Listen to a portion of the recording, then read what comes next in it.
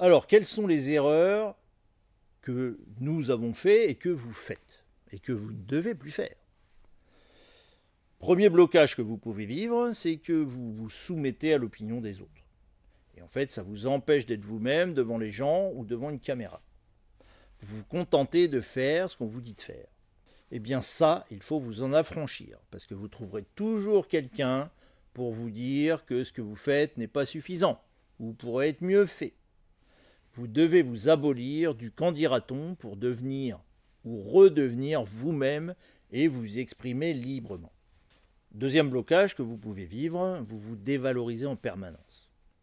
Vous minimisez vos réussites et même vous allez jusqu'à penser que si d'aventure vous avez une réussite, eh bien ça vient d'autre chose que de vos compétences. Eh bien ça aussi, il faut que ça cesse. Il faut que vous changiez de processus. Vous devez vous féliciter de chacune de vos petites victoires. Vous devez relativiser l'échec, car dans l'échec, on apprend toujours. Vous devez arrêter de remettre en question votre valeur, une bonne fois pour toutes. Et ça s'apprend et ça se travaille. Troisième blocage, vous ne vous sentez pas capable de. Vous avez du mal à regarder les gens. Et si vous bafouillez, oulala, le monde s'écroule. Vous avez l'impression que tout le monde vous trouve nul et incapable. Et du coup, votre cerveau est persuadé que vous êtes nul. Stop. Relativisez. Est-ce qu'il n'y a vraiment rien de rien que vous ne sachiez bien faire? Faites la liste. Et arrêtez d'être aussi sévère avec vous-même. De décider à la place des autres ce qu'ils pensent de vous. Si vous voulez un avis objectif, posez-leur la question, mais ne décidez pas à leur place. Vous n'êtes pas dans leur cerveau, et vous-même, est-ce que vous appréciez quand quelqu'un décide à votre place de comment vous jugez telle ou telle situation, telle ou telle personne? Quatrième blocage que vous pouvez peut-être vivre, vous vous sentez transparent. Quand vous prenez la parole en réunion, vous avez l'impression que personne ne vous écoute ou ne s'intéresse à ce que vous dites.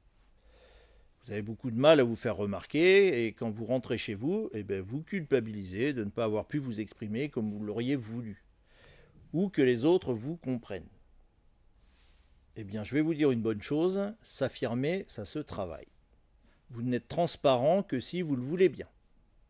Et il va falloir commencer à le vouloir, à exprimer ce que vous ressentez, à dire ce que vous pensez de telle ou telle situation. Et vous verrez que les autres accorderont de l'importance à ce que vous direz, si vous-même vous accordez de l'importance à ce que vous dites. Vous ne pouvez pas demander aux autres de faire le travail que vous ne faites pas. Donc la première chose à faire, c'est d'avoir vous-même de la considération pour ce que vous dites. Cinquième blocage possible, vous vous auto-sabotez votre estime de soi. À chaque fois que vous devez parler de vous, soit vous fuyez, soit vous parlez négativement de vous-même. Eh bien ça aussi, il faut le stopper. Apprenez à parler de vous avec autant de bienveillance que vous le feriez pour quelqu'un d'autre. Vous devez apprendre à vous aimer pour devenir attractif. Sinon, c'est comme pour le blocage précédent. Comment demander aux autres de vous aimer alors que vous ne vous aimez pas vous-même? Comment, dans ce cas, attirer les gens à soi?